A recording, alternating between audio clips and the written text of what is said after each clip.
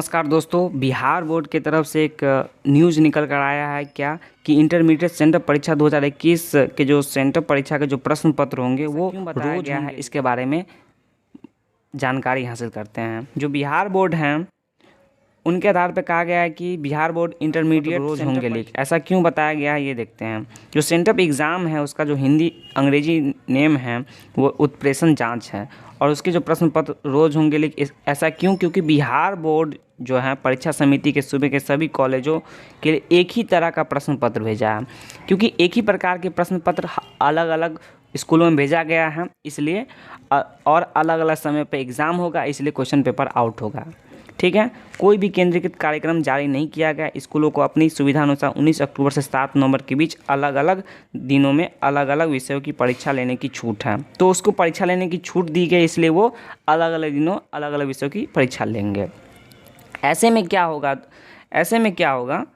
कि जो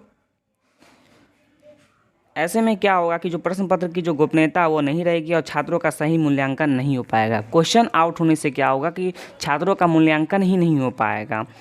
ऐसा पिछले साल भी हुआ था और इस तरह की व्यवस्था थी और उसमें सवाल उठे, लेकिन व्यवस्था में सुधार नहीं हो पाया।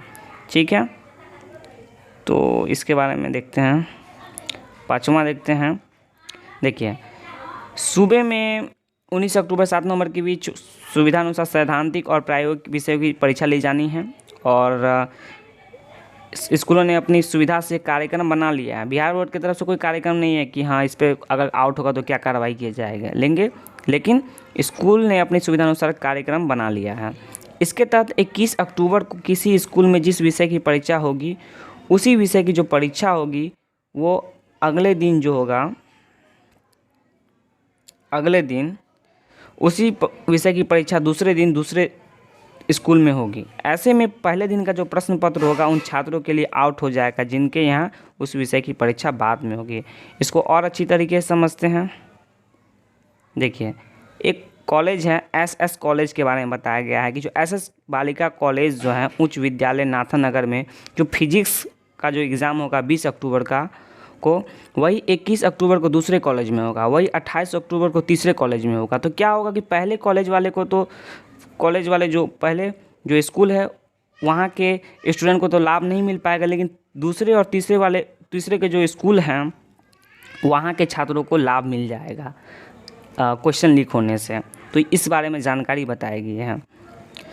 तो यानी जिला स्कूल और ये भी बताया गया है क्या कि जो हिंदी है और अंग्रेजी उसका भी प्रश्न पत्र लीक होने की आशंका बताई गई है।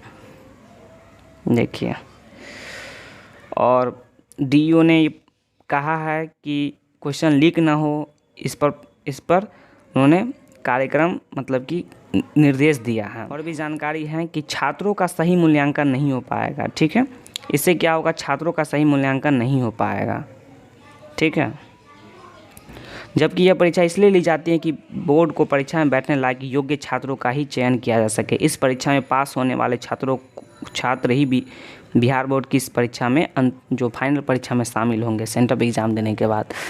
तो 19 अक्टूबर से 7 नवंबर के बीच होगा एग्ज़ाम और अलग अलग दिन में अलग अलग प्रश्न पत्र नहीं दिए जाएंगे, एक ही प्रश्न पत्र दिए जाएंगे, लेकिन अलग अलग कॉलेज अलग अलग दिन एग्ज़ाम लेंगे। एक ही प्रकार के प्रश्न पत्र होने के कारण ऐसा हुआ है कि क्वेश्चन आउट होगा।